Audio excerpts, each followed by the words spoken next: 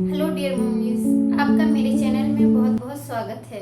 आज की वीडियो में हम आपसे बात करने वाले हैं कि अगर आपका प्रेगनेंसी का 9वां महीना चल रहा है तो आप ये कैसे जानेंगे कि बच्चे का हेड नीचे की तरफ आ गया है।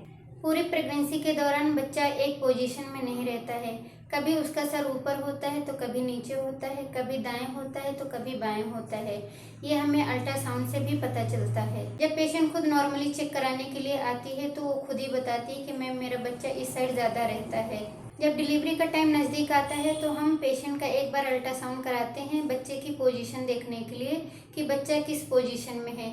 उसमें लिखा होता है सिफेलिक प्रेजेंटेशन या फिर ब्रीच प्रेजेंटेशन या फिर ट्रांसवर्स लाई। सिफेलिक प्रेजेंटेशन में ये होता है कि बच्चे का हेड नीचे की तरफ होता है और पैर ऊपर की तरफ होते हैं। ब्रीच प्रेजेंटेशन में होता है कि सर ऊपर की तरफ होता है और बटक नीचे की तरफ होते हैं। ट्रांसवर्स लाइन में बच्चा ट्रांसवर्स पोजीशन में होता है। अगर बच्चा सिफेलिक प्रेजेंटेशन में होता है तो फिर ये नॉर्मल डिलीवरी का संकेत होता है। अब आइए आगे हम बात करते हैं कि बच्चे का हेड नीचे आ गया है, इसके क्या क्या संकेत होते हैं। नंबर 1 पर हम बात करते हैं पेट का ऊपरी भाग खाली हो जाना। पूरी प्रेगनेंसी के दौरान पेट का ऊपरी भाग भी फूला होता है, लेकिन जैसे ही 9वां महीना लगता है, 9वां महीना बीतते बीतते पेट का ऊपरी हिस्सा खाली हो जाता है। ये संकेत करता है कि आपके बच्चे का हेड नीचे की तरफ आ गया है। नंबर 2, सांस लेने में आसानी होना।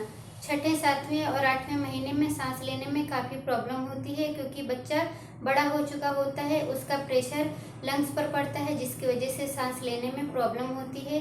जैसे ही 9वां महीना लगता है या 9वां महीना बीतता है वैसे ही बच्चा नीचे की तरफ आ जाता है तो ऊपर का भाग खाली हो जाता है जिसकी वजह से लंग्स पर कोई प्रेशर नहीं पड़ता है और माँ आसानी से सांस ले सकती है। सांस लेने में आसानी होने का मतलब यह है कि बच्चे का हेड नीचे की तरफ आ गया है और ये नॉर्मल डिलीवरी का संकेत भी हो सकता है। नंबर 3, जब बच्चे का हेड नीचे की तरफ आ जाता है तो उसका प्रेशर पेल्विक एरिया पे पड़ता है जिसकी वजह से वहाँ पर प्रेशर फील होता है और दर्द भी होता है। मेरे कुछ व्यूवर्स का कहना है कि मैम उनको पूरी प्रेगनेंसी के दौरान पेल्विक एरिया में पेन रहता है। तो देखिए, जब बच्चा ठहरता है तो पेल्विस में पेन रहता है।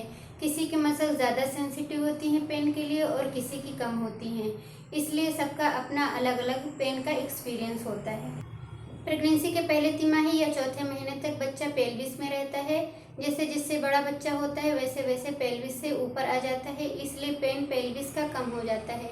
लेकिन जब बच्चा नीचे की तरफ आता है प्रेगनेंसी के 9वें महीने में तो भी पेल्विस में पेन रहता है। नंबर 4, बार बार यूरिन पास करने जाना। प्रेगनेंसी के पहले तिमाही में और प्रेगनेंसी के 9वें महीने में यूरिन पास करने की फ्रीक्वेंसी बढ़ जाती है। वैसे तो पूरी प्रेगनेंसी के दौरान यूरिन पास करने बार बार जाना पड़ता है, मगर पहले तिमाही और प्रेगनेंसी के 9वें महीने में यूरिन पास करने की फ्रीक्वेंसी बढ़ जाती है।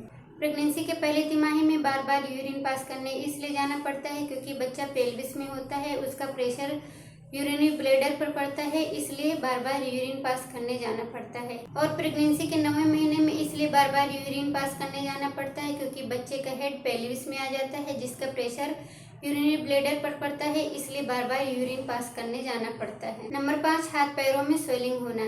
जैसे ही डिलीवरी का टाइम नज़दीक आता है, बच्चे का हेड नीचे की तरफ आता है, वैसे वैसे हाथ पैरों में स्वेलिंग होने लगती है। प्रेगनेंसी के 9वें महीने में हाथ पैरों में अगर स्वेलिंग है तो फिर आप ये समझ जाइए कि डिलीवरी का टाइम नज़दीक आ गया है और बच्चे का हेड नीचे की तरफ आ गया है। नंबर 6, सफ़ेद डिस्चार्ज आना। पूरी प्रेगनेंसी के दौरान वाइट डिस्चार्ज थोड़ा थोड़ा आता रहता है, मगर जब बच्चे का हेड नीचे की तरफ आता है तो वाइट डिस्चार्ज की क्वांटिटी थोड़ा बढ़ जाती है। मगर आप लीकिंग और वाइट डिस्चार्ज में ये डिफ्रेंशिएट करना सीख लीजिए कि अगर आपको लीकिंग हो रही है यानी आपका वाटर बैग टूट गया है तो उसका जो पानी होता है वो बिल्कुल यूरिन जैसा होता है और वाइट डिस्चार्ज थोड़ा गाढ़ा होता है। इसमें आप बिल्कुल डिफ्रेंशिएट करना सीख लीजिए। और अगर ऐसा है कि यूरिन जैसा आपको लीकिंग हो रही है तो फिर आप ये इमरजेंसी कंडीशन होती है, आपको फ़ौरन हॉस्पिटल जाना होता है। नंबर 7, बच्चे की हरकत कम होना।